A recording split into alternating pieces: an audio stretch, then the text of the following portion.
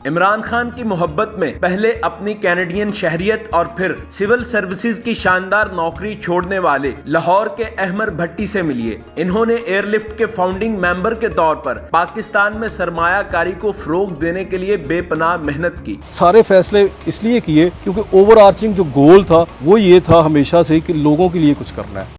Urdu point की videos देखने के लिए हमारा चैनल सब्सक्राइब कीजिए और बेल के आइकन पर क्लिक कीजिए ताकि आप हमारी तमाम आने वाली वीडियो से बाखबर रह सकें।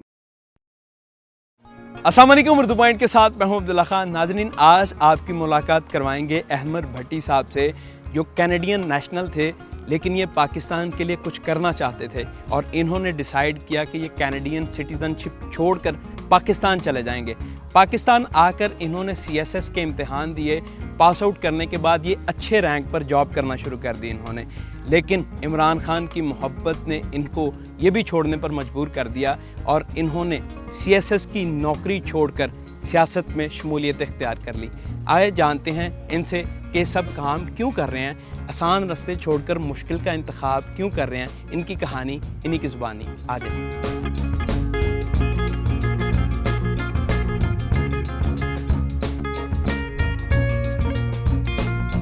अस्सलाम वालेकुम। वालेकुम अस्सलाम sir, thank you so much. आए प्लीज़। अहमर भट्टी साहब, आप कनाडा गए पढ़ने के लिए, वहाँ बिज़नेस की एजुकेशन हासिल की, कैनेडियन नेशनैलिटी छोड़ दी, पाकिस्तान आ गए जी। यहाँ आके CSS के एग्ज़ाम दिए, नौकरी शुरू कर दी अच्छे ग्रेड पर और वो भी 7 साल के बाद छोड़ दी जी और अभी सियासत में आ गए हैं। ये सब कैसे हो रहा है और क्यों हो रहा है? 2004 में जी मैंने लकास में दाखिला लिया A लेवल्स में। 2 साल में वहाँ से मैंने A लेवल्स किया और जब मैं A लेवल्स करके फ़ारिग हुआ तो मेरे स्ट्रेट A's आए, जिसकी बुनियाद पे मुझे कनाडा में स्कॉलरशिप मिल गई। स्कॉलरशिप होगी तो मैं कनाडा पढ़ने के लिए चला गया। मेरी डिग्री का नाम है जी फाइनेंस एंड एडमिनिस्ट्रेशन, जो मैंने 4 साल की डिग्री वहाँ से की। डिग्री करके मैं 30 अप्रैल को ग्रेजुएट हुआ था और 5 मई को मैं पाकिस्तान वापस आ गया था। हालांकि मेरे पास चॉइस थी, मैं वहाँ पे रुकता, नेशनैलिटी भी ले सकता था, काम भी कर सकता था, वहाँ पे सेटल भी हो सकता था और मेरी फैमिली की तरफ से मेरे ऊपर दबाव भी था कि मैं वहाँ पे रुकूँ, नेशनैलिटी लूँ और वहाँ पे सेटल हो जाऊँ। लेकिन मैंने ये मुनासिब नहीं समझा, क्योंकि जब मैं कनाडा गया था जाने से पहले मेरा जहन ही ये था कि मैंने वापस आके पाकिस्तान को सर्व करना है। ठीक है, CSS करना है, CSS करके अपने अवाम, अपने लोगों के लिए काम करना है। तो उसी मकसद को ज़हन में रखते हुए जैसे ही मैं ग्रेजुएट हुआ हूँ फ़ौरन मैं वापस आ जाता। जॉब क्यों छोड़ दी? बिजनेस भी कर रहे थे आप?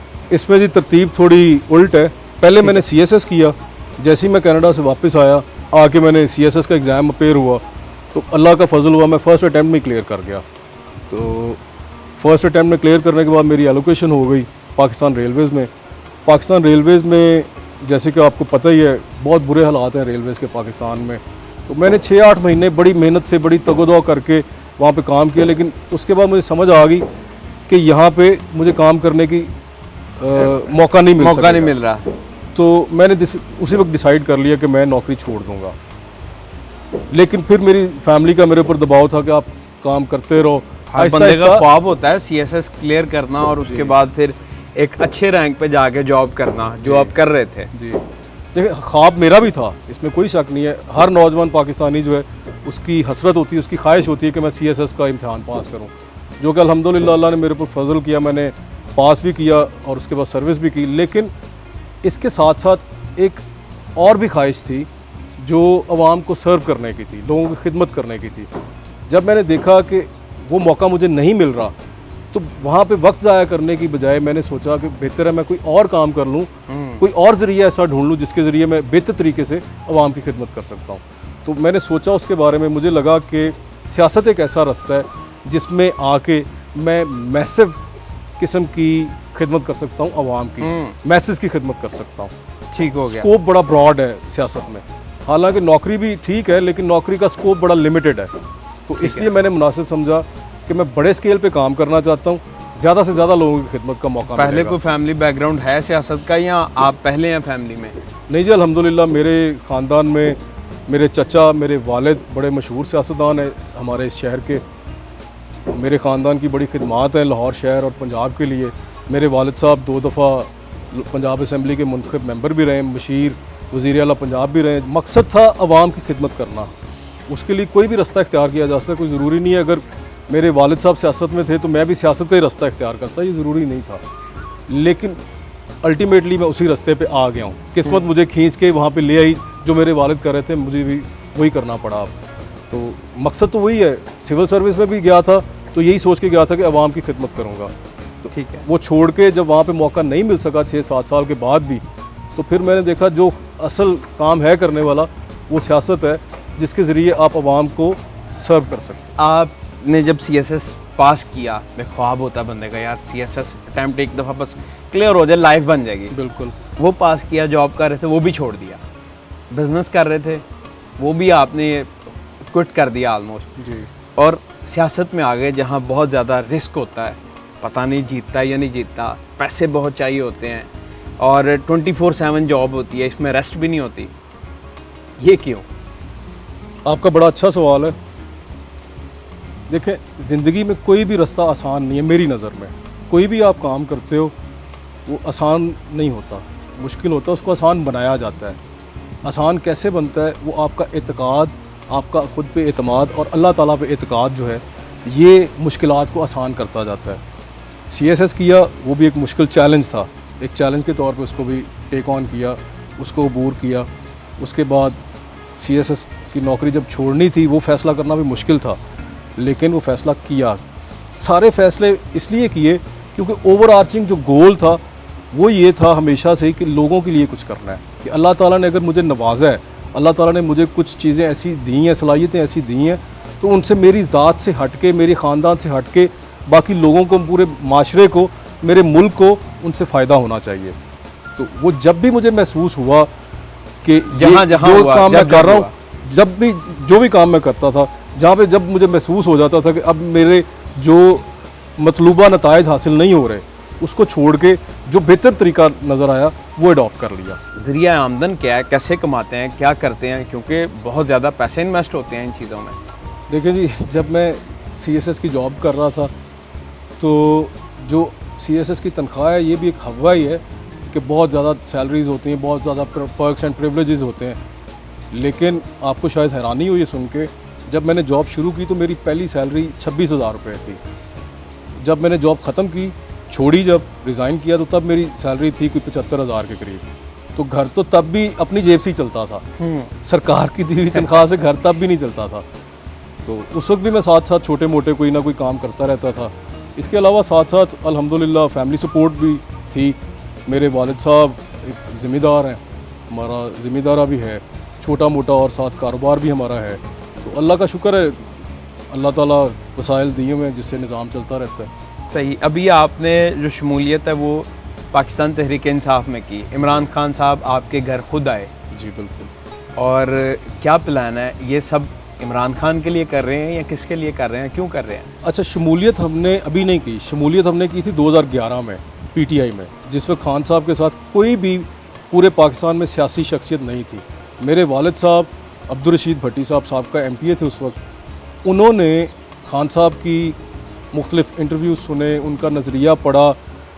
जब उनको समझ आ गई कि ये बंदा पाकिस्तान की बेहतरी के लिए काम कर रहा है और इसका साथ देना चाहिए, इसके साथ कोई भी सियासी आदमी नहीं चल रहा, तो मुझे इसका साथ देना चाहिए। ठीक है। वो खुद चल के गए खान साहब के पास, उनको जाके कहा कि मैं कन्विंस्ड हूँ, जो बातें आप करते हैं उनको सुनने के बाद मैं पूरी तरह से, मुझे यकीन है कि पाकिस्तान के लिए आपसे बेहतर आदमी कोई नहीं है।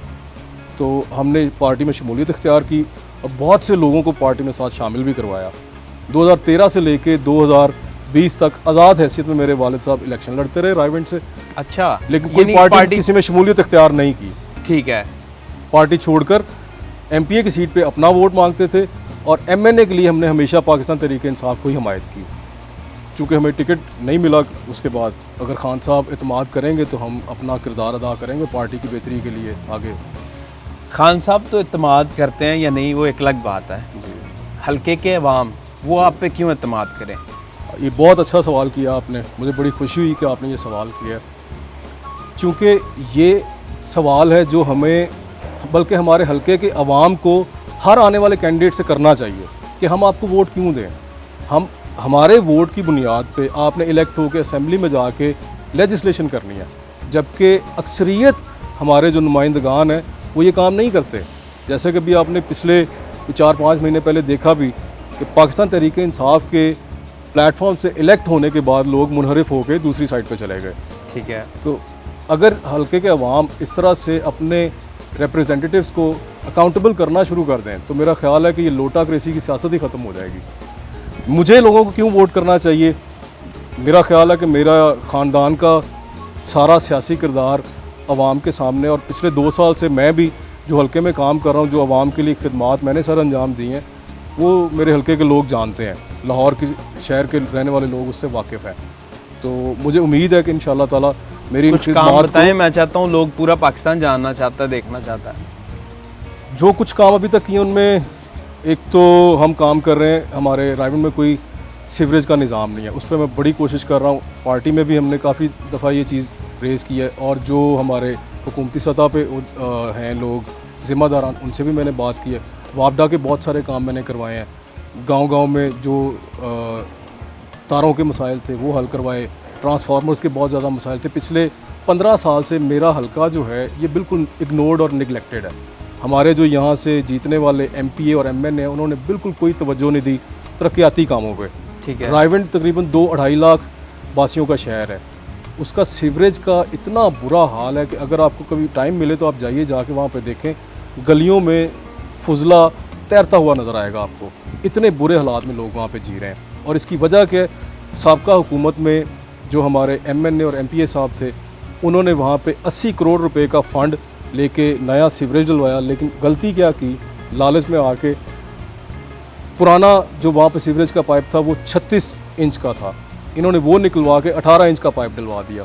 अब एक शहर की ज़रूरत बड़ी है, कम नहीं हुई। ठीक है। ज़रूरत बड़ी है, बड़ा पाइप होना चाहिए था, कोई 5-6 फीट का पाइप डलवाते वहाँ पे, ताकि आने वाले 50 साल भी सीवरेज का मसला ना होता। इन्होंने बड़ा पाइप डलवाने की बजाय छोटे पाइप डलवा दी, जिसकी वजह से आए रोज़ गटर और नालियाँ चौक हो जाते हैं। गटरों का, सीवरेज का पानी लोगों के घरों में जाता है, जनाजे वहीं से लेके लोग गुजर रहे हैं, शादियाँ वहीं से लेके जा पानी के अंदर से ही, बारात पानी के अंदर से जा रही है, नमाजी नमाज़ पढ़ने के लिए जा रहे हैं तो उसी गंदे गटरों के पानी के अंदर से गुजर के जा रहे हैं। मैं इन चीज़ों पे बहुत काम कर रहा हूँ।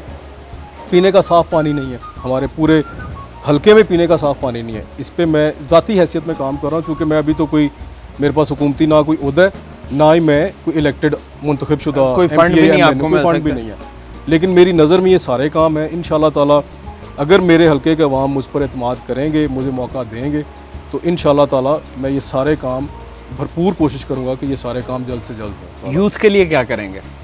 यूथ के लिए ये बड़ा अच्छा सवाल आपने अगेन फिर एक किया।